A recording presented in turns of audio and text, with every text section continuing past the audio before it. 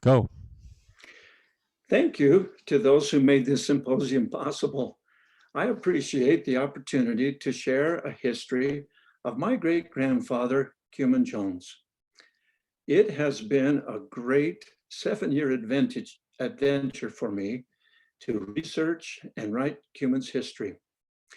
A couple years ago, I shifted the focus of the book from being a chronological history to one based on character virtues that were very important to Kumen and also to the other San Juan pioneers. Many friends and leaders urged Kumen to write his history. His reply regarding his writing skills was this: there seems to be a disposition to give me more credit than is due me. I don't think of a scrubbier, more dishonorable game than this would be on my part, to attempt to put this over. Scrubby and dishonorable certainly do not describe Kumen Jones, nor any of the San Juan missionaries, but humble and modest do. The story of the San Juan mission is an unbelievable, even miraculous story. Kumen wrote this description of the Hole in the Rock expedition. When I look back upon the large company traveling, blasting, and working their way through a country of that nature, 6 months in the midst of one of the severest winters, it looks to me that there was something more than human power or wisdom associated with it. He continued, when this bedraggled company of tired pilgrims straggled into the present site of Bluff, many of the teams were unable to proceed further.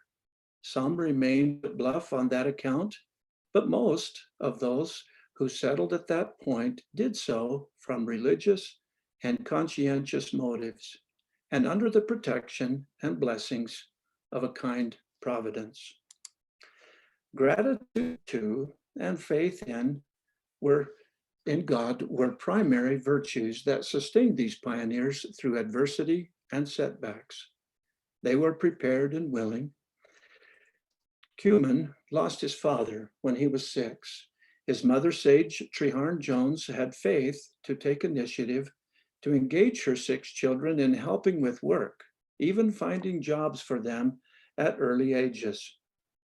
Kumen began his training as a blacksmith, but opportunities in Cedar City and in Salt Lake that she set up failed due to unreliable blacksmiths.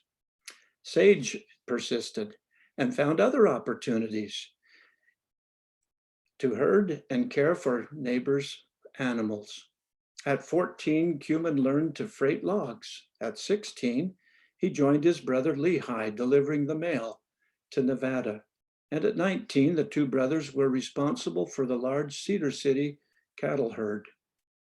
In each job, Kumen learned basic skills critical later in the building of the settlement of Bluff. One frequent lesson was in dealing with horses and wagons. In one outing with his best gal, Mary Nielsen, he drove several friends from an outing to the sawmill in Cedar Canyon. They were happily singing Sweet Belle Mahone when they came to the place in the song that goes, wait for me at heaven's gate, and the wagon suddenly tipped over. Kumen later wrote, my best gal and myself jumped out free of the wagon. All of the others were under the wagon, and we lifted the side of the wagon up far enough to let the others out. No harm was done. We went on our way rejoicing, feeling sure that our escape from that perilous upset was providential. Aunt Mary and I had help raising that wagon so as to let our chums out of the trap. In another incident, Kumen was driving a heavy load of logs down Cedar Canyon on a cold morning with a skiff of snow. As he began a long, steep dugway, the rough log broke. He described what came next. Down we shot, bouncing down over the snow and frozen ground. I slid onto one of the wheel horses, and one chance in 1,000, I lit one foot on the horse's hip and made a spring out clear of the wagon. I lit in an oak patch, free of and safe. He later wrote a compliment to the horses for knowing how to later pull off the slope and stop the load. And then he said, had they not done so, wreck, ruin, and death, or crippled horses would have resulted. Kumen wrote of numerous such mishaps, including being drugged by a horse and another with a cinch, coming loose and his horse panicking and running, quote, pell-mell down a steep, treacherous slope. And then he concluded, how it all happened and nothing harmed is the mystery of it all. In describing many such hazards, he almost always expressed gratitude for divine intervention in his safety, never suffering any broken bones or other serious injuries. The San Juan missionaries entered their calling prepared with skills and faith to accomplish the seemingly impossible. They were protected from many hazardous situations throughout their mission. In another situation before his mission, Kumen was assessing the needs of the Cedar City cattle herd and found a corral built by rustlers where they were butchering the Cedar City cattle. He burned the corral. A few days later, he found another similar corral and began to burn it also. But as he lit his only match, a sudden gust of wind blew the match out, leaving him with no means to burn the corral. Years later, Kumen met a man who reminded him of this incident. And he said, I was standing in the bushes with a gun, and I was going to shoot you. But something kept me from doing it. Later, Kumen reflected once again, when I hark back and recall many times I have been preserved when passing through tight places where I escaped with such a narrow margin in my favor, I freely and gladly acknowledge the hand of a kind providence in my preservation, which debt it will not be within my power to repay. I may have another chance, who knows? Another important virtue crucial to the survival and success of the San Juan missionaries was that of initiative. Leonardo da Vinci once wrote of its importance in this statement. I have been impressed with the urgency of doing. Knowing is not enough. We must apply. Being willing is not enough. We must do. As a San Juan missionary and pioneer, Kumen and the other bluff settlers were men and women of initiative. Later in his life, Kumen wrote this short statement that reflected what was likely his lifelong motto: keep busy and work to best advantage. York and Evelyn Jones, authors of a biography of Kumen's older brother Lehi, wrote many stories of Kumen's childhood. They documented that Kumen and his younger brother Jedediah were very rambunctious children. Of them, it was said, quote, they will never amount to a hill of beans.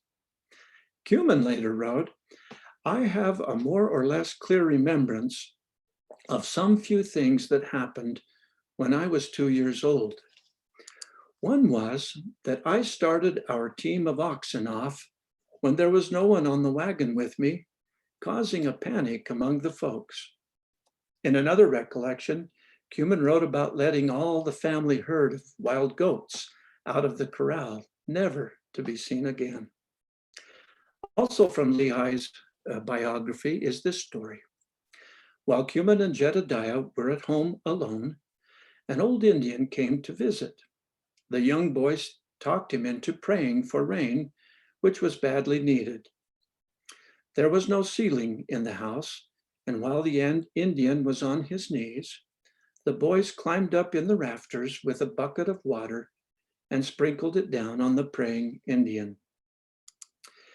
Victor Hugo wrote a definition of initiative and added an important detail, quote, doing the right thing without being told. As a boy, Kumen's application of initiative often lacked a sense of right, but he did initiate his mischief without being told. The right part would come later and become vital in all of Kumen's initiative. Throughout his life, Kumen's daily schedule began very early. When home, he would rise at 4 o'clock every morning, start a fire at the co-op, and come home and join the family for breakfast, and give each child a candy from the store, a favorite memory later in their lives. One job that Kumen took initiative to do every day he could throughout his life and even shortly before he died was chopping wood. After arriving in San Francisco for cancer treatments for his wife, Mary, and son, Leonard, he wrote, I got permission of the Panhandle Park authorities to get some wood from the pruning of the big trees there. Had to pack it across the highway to our apartment where I chopped it up for us and our landlady. I felt better for the exercise. Kumen was 75 at this time. At the age of 80, a few months after having his left leg amputated from a blood clot, his son Leland helped him set up a table to cut a large cottonwood tree that was only partly dry. It turned out to be, quote, extra tough and hard to cut. Rather than see this as a negative thing, Kumen wrote the following, it only made more and harder exercise for me. I will not hesitate to recommend this exercise to furnish play. Physical exercise will help work up an appetite, pass the time away, save expense, and balance the family budget. It also acts as a good example to the neighbors, especially to my family that were living in a home that he bought next door to them in Blanding. The San Juan missionaries were amazing doers. The San Juan Record staff writer, Buckley Jensen, once wrote an article about Kumen Jones. In it, Jensen wrote the following, quote, Kumen Jones was one of the most highly respected and accomplished of the founding fathers of San Juan County. To try to put this man's life into the thimble of a single newspaper page is akin to trying to empty Lake Powell with a teacup. This colorful language is delightful and applies not only to Kumen Jones, but to all of the San Juan missionaries. Another virtue in times of trial and adversity is that of loyalty. In David Carpenter's biography of Jens Nielsen, he shared two stories of Kumen's loyalty. In one, Kumen, a man small in stature, was in the co-op and heard Mary's brother, Jens Jr., a giant of a man, criticizing their son, Leonard. Kumen reportedly jumped over the counter and went after Jens Jr. and had to be pulled off by his friend Lemuel Red, who said, Kumen, you can't whip Jens today. Kumen was loyal to his family and also to his friend Lemuel Red. Kumen and Mary quickly developed a love and loyalty for the Indians. Kumen was given the Navajo name Dag-a-Lichii, interpreted meaning red whiskers. The name they gave Mary was Tam-aski-chi, which meant toothless. Mary had store teeth, and when their Indian friends came to visit, she amused them by taking her teeth out to show them. In Carpenter's second story, Kumen showed his loyalty to the Native American neighbors. In this story, he even displayed this loyalty in speaking out against his personal friends and leaders for whom he showed great loyalty otherwise. In this meeting of the directors of the Bluff Co-op in 1891, during a period of unprecedented profits, Kumen took a rare position to stand alone in opposition to the low prices being paid to the Indians for their sheep and other commodities. Bishop Nielsen and President Hammond both opposed Kumen's stand, even speaking for more than an hour about the issue later that week in church. Kumen persisted in his support of the Indians. In the end, Kumen committed to supporting his leaders. But after this incident, the co-op actually began paying noticeably higher prices to the Indians, even showing subsequent cash shortages as a result. Probably the most notable example of loyalty in Kumen's family was that of his second wife, Lydia May Lyman Jones. While the rest of the family were at a meeting across the street, Lydia May was caring for the 4 youngest children at home. She set the coal oil lamp on a wooden chest. One of the children tipped the lamp over, igniting Lydia's dress. Rather than put out the fire, she protected the children first and took them out to safety. Lydia May then returned to put out the fire in the home. That done and still on fire, she ran screaming from the house and jumped into some water on the porch. But it was too late. Mary and the others cared for May.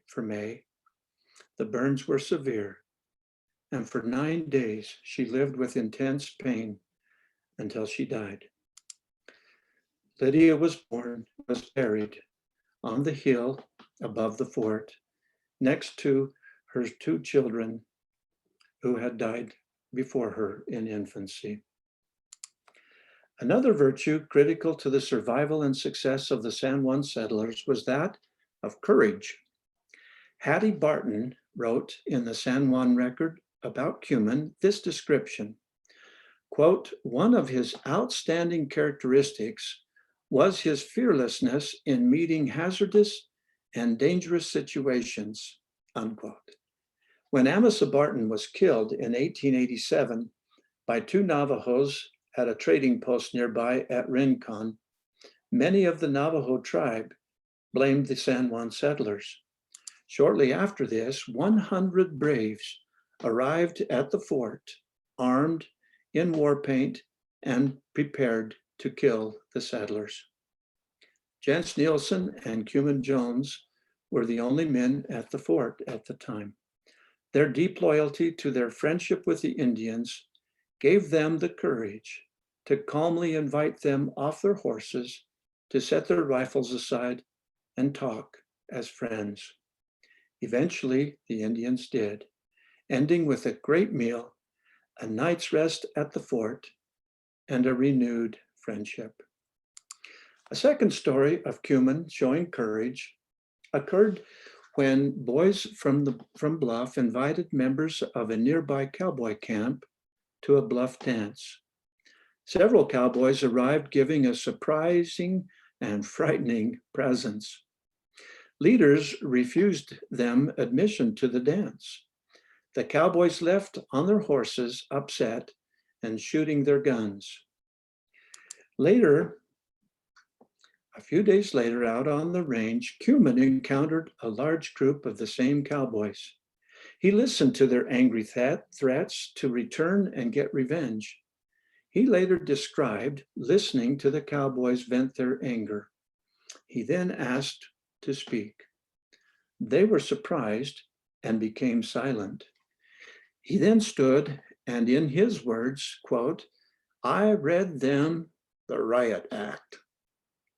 He reminded them that they had been treated fairly, with kindness by the settlers.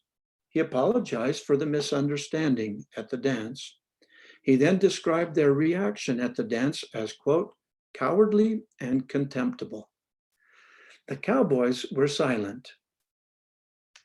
From one of Albert R. Lyman's histories of San Juan, he wrote of this story and included the following while writing While riding with two of the roughest cowboys, one of them said to Kumen, "I didn't think any man could talk as you have to that outfit and not get killed, but you had truth and right on your side." He then promised to never take a gun with him to Bluff again. The Bluff pioneers had courage. They also believed in traveling unarmed in peace wherever they went. Another virtue Kumen wrote about was integrity. Francis Hammond, state president, once wrote that Kumen came as close to being completely honest as any man he knew. At the age of 16, Kumen got a job delivering the mail from Cedar City to Bullionville, Nevada, over 225 miles away. They were required to ride alone through rough communities filled with gambling, drinking, and shooting guns in the streets. One day while on the route, he noticed a handkerchief in the trail. He stopped, picked it up, and unwrapped $100. When he arrived at his next stop, he reported the find to the postmaster, who urged him to keep the money. The next morning, Kumen left the money with the postmaster, who again urged him to keep it. Returning from Nevada, he found the money still unclaimed, but refused to take it. When Kumen told the story to his family, it caused excitement, but his mother cautioned him to not be too hopeful. When Kumen returned, at last he could honestly feel that the money was his, returning home proud and happy. Once Kumen became successful in the cattle business, he did his banking in Durango, Colorado. His son Francis later told the story of Kumen cashing his annual check. Upon counting the money outside, he found that they had given him $50 too much. He went back into the bank and reported the mistake. The bank clerk said, "Well, I am sorry. We do not rectify any mistakes after you leave the window." And Kumen apparently replied, "Well, not even if it's in my favor?" Well, Kumen was then allowed to give the money back. San Juan pioneers were honest. Another virtue, the hole in the rockers, as they were later called, developed through the years in Bluff was patience. In later years, Kumen's children shared stories of Kumen's patience and calmness. His son Alma recalled helping his father on several jobs to haul logs that were washed down the San Juan River. They would drive the loaded wagon in the river bottom. One load sank into a large area of quicksand. Alma continued, "The thing that I have marveled at all my life was that if my father was aggravated, you couldn't tell it. He didn't get the least bit excited, and he didn't flare up and cuss. He just went to work. We had to unload that whole load of wood, and then we had to dig out every one of the wheels and gather some limbs, and then we had to carry those limbs out quite a ways and put them under each one of the wheels. Finally, it was solid, and we put the wood back on and went home." Stories from the lives of Kumen and the other San Juan missionaries, such as these, tell of pioneers who lived virtues to the very best of their ability. The San Juan settlers required many virtues in the various challenges that they faced through years of service and endurance. Kumen and Mary were released from their mission in 1921 after serving nearly a 41-year mission.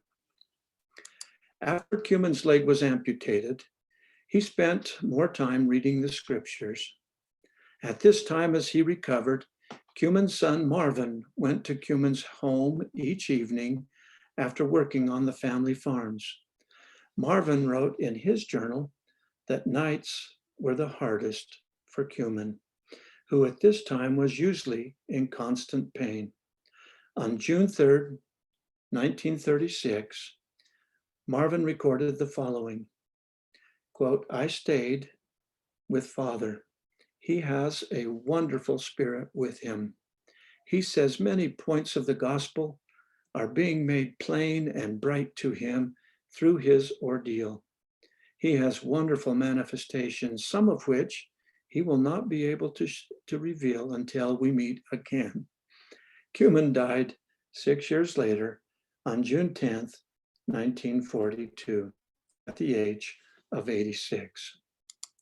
Included in Kumen's writings is a section headed with this statement, "Boys and girls, please take notice." And that heading was followed with this preface, "You are looking ahead. I am looking back. Youth may pick up some useful items from my personal experience."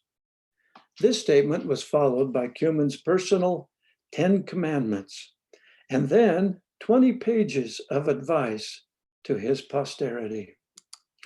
As we conclude today, let us think and ponder the life and virtues of Kumen Jones and all of the San Juan missionaries. It seems certain they were sent to San Juan to accomplish something important, not just to them or for them, but also to God. This mission continues on today, not formally, but informally, and now depends on each one of us to identify our purpose and live the virtues necessary to fulfill our mission. Thank you for taking time to read Kumen's writings online at kumenjones.org, a great website created by Calvin MacDonald, who is son of Merle MacDonald, who was a daughter of Alma Jones, who was a son of Kumen Jones. The book, Kumen Jones, The Heart of a Pioneer, is being published by Shumway Family Publishing and will be available by Labor Day. Thank you.